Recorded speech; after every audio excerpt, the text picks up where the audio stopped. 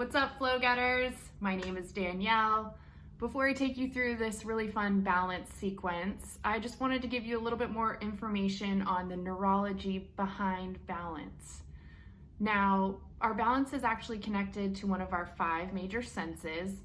4 of those senses are located in our head and face area, and that would be sight, smell, taste, hearing, and touch. We can most often think about in our hands and what we feel when we hold, but there's also small little somatic sensory connections that we also have that allow us to feel heat and pressure and pain, as well as proprioception. Now, balance and proprioception are highly integrated. They're highly affected by one another. And what proprioception is these tiny little sensory neurons that are located inside our joints send information up through our peripheral nervous system to our brain or our central nervous system, where that information is processed, allowing us to know where our limbs and our body parts are in space relative to our perceived center of gravity. Another part of proprioception that is connected to balance is our vestibular system. So our vestibular system is located in our inner ear, where we have these tiny crystals that, depending on the position of our head, whether we're sitting upright or bending forward, those crystals move to give information, again, back up to our brain, where our head is in space in relation to the rest of our body. So those are 2 important things to keep in mind. Now, when we practice our balance, these information tracks get used more often, and we start creating more neural connections and neural firing, which actually helps to improve our balance. However, if we don't challenge our body with dynamic movements or practice any type of balance activities, those connections that were made that send information from our joints to our brain, they're not used as much. Therefore, they'll have less firing and less communication, and this is where we have a tendency to start losing our balance. Now, this makes sense in a developmental aspect. If you think about a little baby who is learning to walk, and then if you think about the elderly population where they are starting to lose their balance more often, that's because those neural connections and firing are not either mature enough or they're not being used enough. So the cool thing is about our brain is it's never too late to start working on getting those connections firing again. So no matter what your age, no matter what your physical capabilities are, there's always modifications to help work on your balance. You can always start improving today. So I'm here to help you get your balance flow practice on. If you enjoyed today's flow, leave me a comment below, or if you have any suggestions on things that you would like to see more of, I'm all ears open. So I look forward to joining you on the mat. Starting at the top of your mat with feet hip width apart, knees slightly bent, finding a neutral pelvis by drawing your navel in towards your spine and elongating your tailbone down to the mat. Shoulders down and back, raise your arms up and around and forward fold as you exhale, letting the crown of your head fall to the mat. Keep your knees slightly bent, and as you inhale, half lift. Exhale, chair pose with your hands in prayer. From here, start to weight shift side to side, feeling the weight distribution from one foot to another, and then slowly raise up one heel at a time, alternating, and then come to the right and pause and hold. Find your balance, and then slowly step back into a high lunge with your hands in prayer, trying to maintain that neutral pelvis.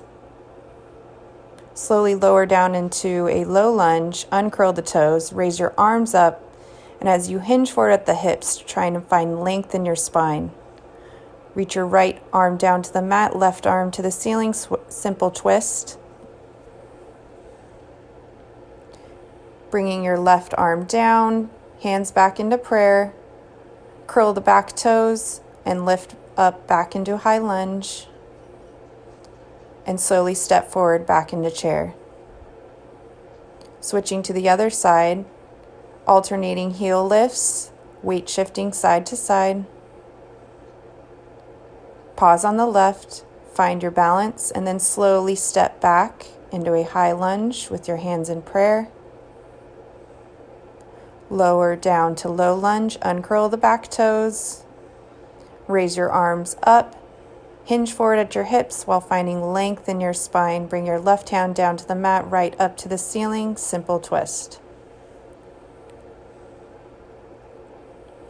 Bringing that right hand back down, hands meet in prayer, curl the back toes up, stand into high lunge, and when you're ready, step forward back into chair. Come to standing, raise your arms up and around, and then hinge forward, fold. Keep those knees slightly bent. Inhale, half lift. Exhale, chair, raise your arms overhead. Slowly step or tap back 3 times with your right foot until you land into high lunge. Keep those arms elevated with a neutral pelvis. Hinge forward at your hips again while finding length in your spine. Bring that right hand down, left hand up to the ceiling, simple twist in your high lunge. Bringing your arm back around, raising both arms to the ceiling, back to high lunge, and then step forward into chair. Switching to the other side, tap your left foot back 3 times, and on the 3rd time, land in your high lunge, arms raised to the ceiling. Hinge forward at your hips as you're reaching your arms as far as you can to the front wall. Bring that left hand down to the mat, right hand to the ceiling, simple twist. Bring your left arm up and around, raising arms back up to the ceiling in your high lunge.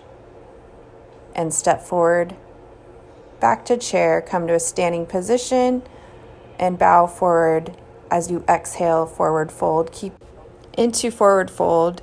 Inhale, half lift, pressing hands into shins. Exhale, chair, hands to prayer.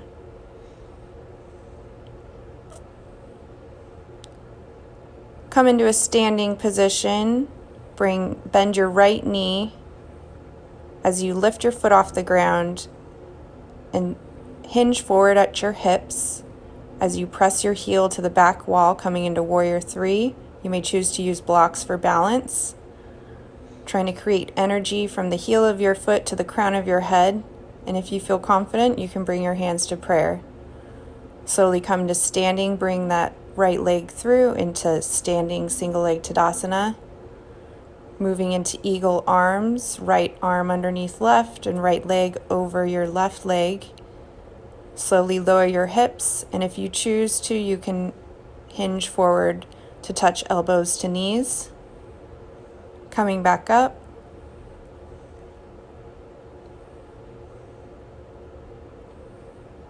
Unhook your legs and unhook your arms, coming back into single leg Tadasana, and then slowly hinge forward, kicking that right leg back into Warrior 3, creating that line of energy again.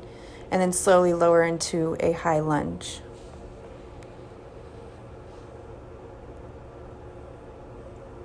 When you're ready, step forward, back into chair.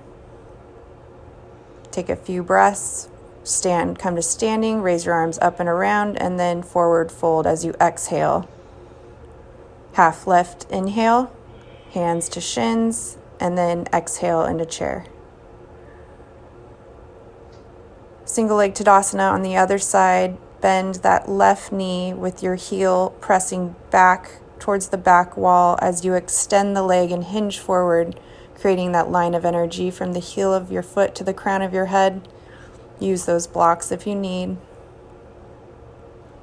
Or bring your hands to prayer. Coming to standing, still balancing on that right leg. Bring your left leg through and forward. Eagle arms on the left, so hook your left arm underneath your right and your left leg over your right. Find your balance, and if you choose to, hinge forward to bring elbows to knees.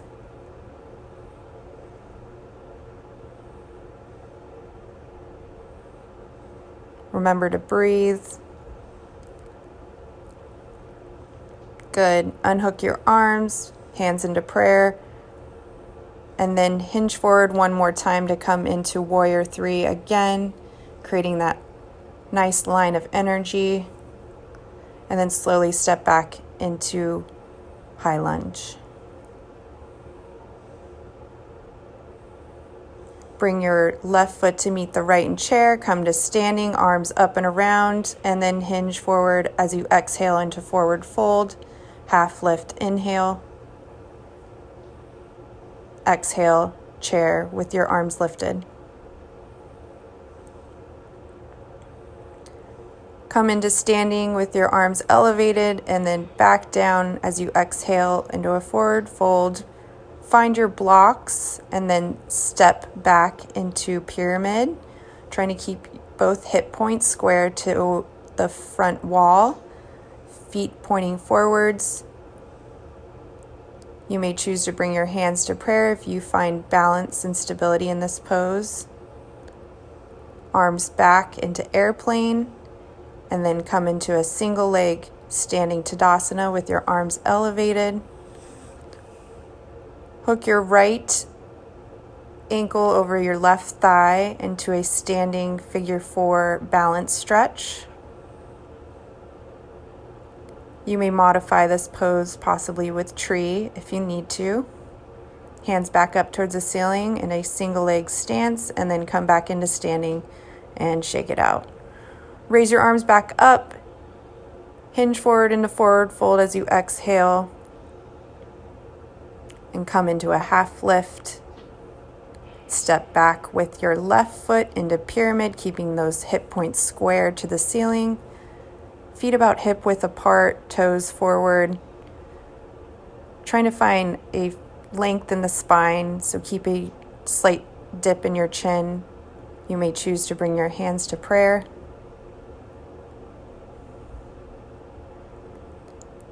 Extend your arms all the way back, and then come to standing, arms elevated, single leg Tadasana. Hands back in prayer, cross that left ankle over your right, and then sit to lower into a figure 4 standing balance stretch. Again, you may just modify keeping the leg uncrossed.